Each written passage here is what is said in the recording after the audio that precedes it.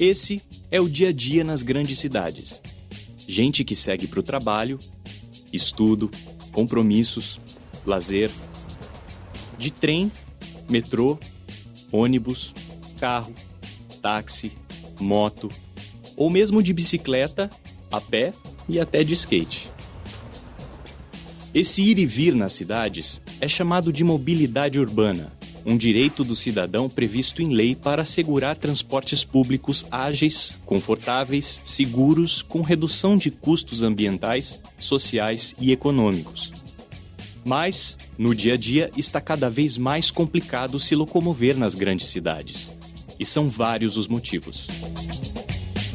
Tem a ver com o nosso processo de urbanização, que é baseado em crescimento periférico, ou seja, as pessoas, principalmente as mais pobres, elas vão morando cada vez mais longe dos centros urbanos, porque é lá que elas conseguem comprar ou alugar as suas moradias. Se você pegar uma parte da população que às vezes mora mais longe, é extremamente desconfortável e complicado as pessoas se deslocarem. Então, eu acho que é justo a possibilidade das pessoas terem um automóvel. A questão está no sistema de transporte, no modelo que a gente criou, que empurra as pessoas para utilizarem o transporte individual e não oferece alternativas adequadas. E o espaço viário nas grandes cidades, ele é incompatível, ele é insuficiente à necessidade de deslocamento. Nenhuma cidade no mundo conseguiu fazer o que São Paulo fez, que é colocar 8 milhões de automóveis, 8 milhões de automóveis particulares no núcleo denso. Isso é muito importante. Fazer uma frota de 8 milhões de automóveis andar rapidamente neste espaço só é possível se nós tirarmos a cidade. Aí anda. Mais da metade de todos os domicílios do Brasil tem automóvel ou moto. A frota de carros mais que duplicou nos últimos 10 anos. 79 milhões de veículos circulam pelo país.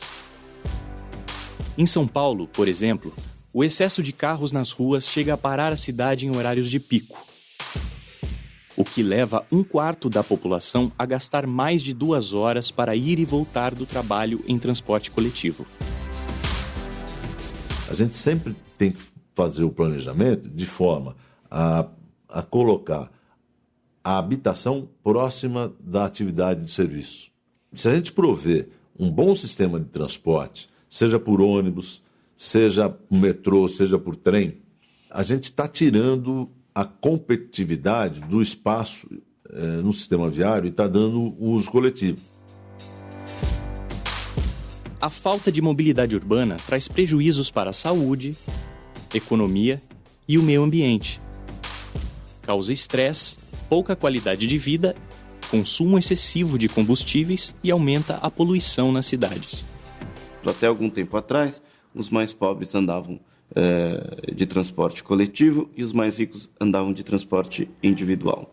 Nesse momento, a gente está passando por um conjunto de transformações e a gente vê os mais ricos cada vez mais se concentrando nas áreas mais centrais das cidades, onde a necessidade de deslocamentos são menores, muitas pessoas fazendo seus deslocamentos a pé ou até mesmo uma mudança mesmo de comportamento para o transporte coletivo.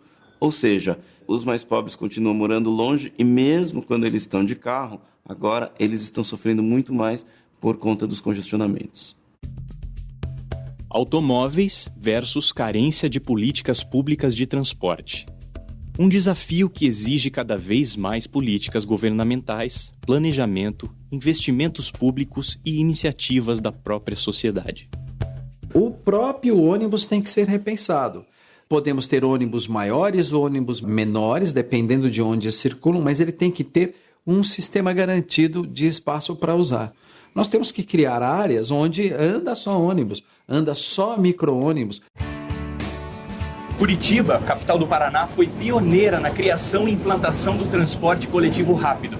Criou o BRT, com faixas de circulação exclusiva, estações de embarque e desembarque no mesmo nível das portas dos ônibus, acessibilidade, semáforo inteligente sempre aberto para imprimir rapidez, com desempenho próximo ao do metrô, mas com a simplicidade e custo de um sistema de ônibus.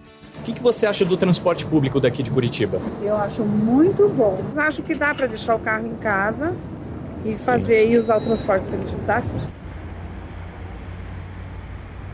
Por pistas como essas trafegam hoje 1.940 ônibus que atendem 335 linhas e transportam 2.300.000 pessoas por dia.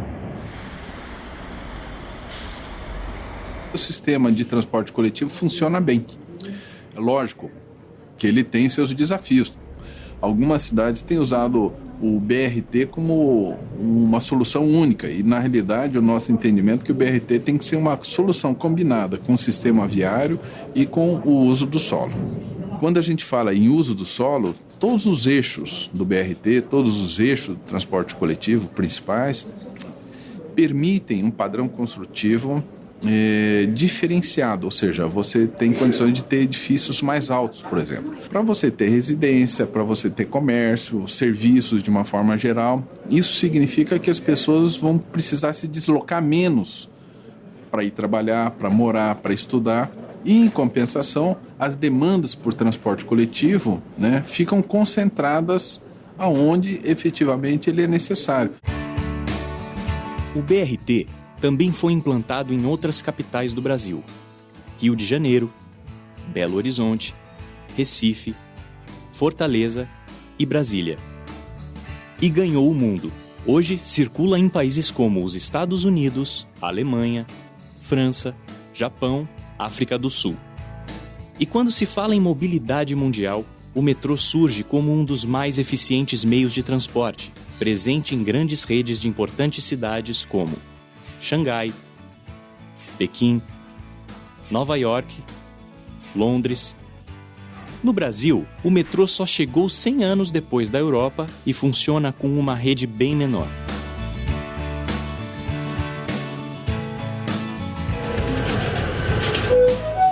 Estação Paulista.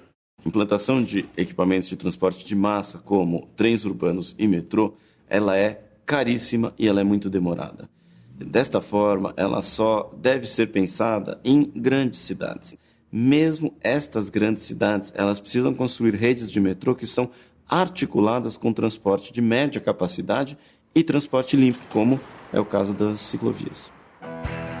Para evitar um colapso na mobilidade urbana, o mundo busca inovações, como os teleféricos de Medellín, na Colômbia. Rodovias exclusivas para ciclistas e vagões de trem só para guardar bicicletas, na Alemanha. Bicicletas públicas na Europa e Estados Unidos. O Brasil começa a despertar para o uso do modo não motorizado de transporte, que já soma hoje 1/3 de todas as viagens diárias do país. Para incentivar o uso de bicicletas, as cidades já investem em ciclovias por todo o Brasil. Em Sorocaba, interior de São Paulo, as bicicletas ganharam prioridade com a segunda maior rede de ciclovias do país. Só perdem para os cariocas. Aqui são 106 quilômetros de ciclovias que cruzam a cidade de leste a oeste e de norte a sul. Os estacionamentos para bicicletas ficam ao longo das ciclovias e próximos aos terminais de transporte.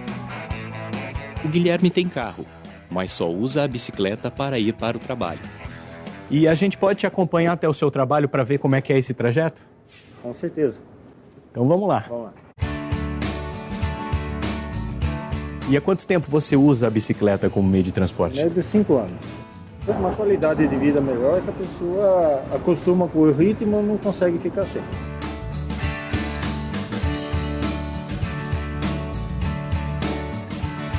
E aí, Gilberto? Demorou, hein? Peguei um trânsito para chegar aqui, hein? Em quanto tempo você fez esse trajeto? 18 minutos. 18 minutos da sua casa até o trabalho. Isso mesmo. Então agora está mais do que comprovado que com bicicleta você tem mais autonomia para se locomover aqui na cidade, né? É mais prático.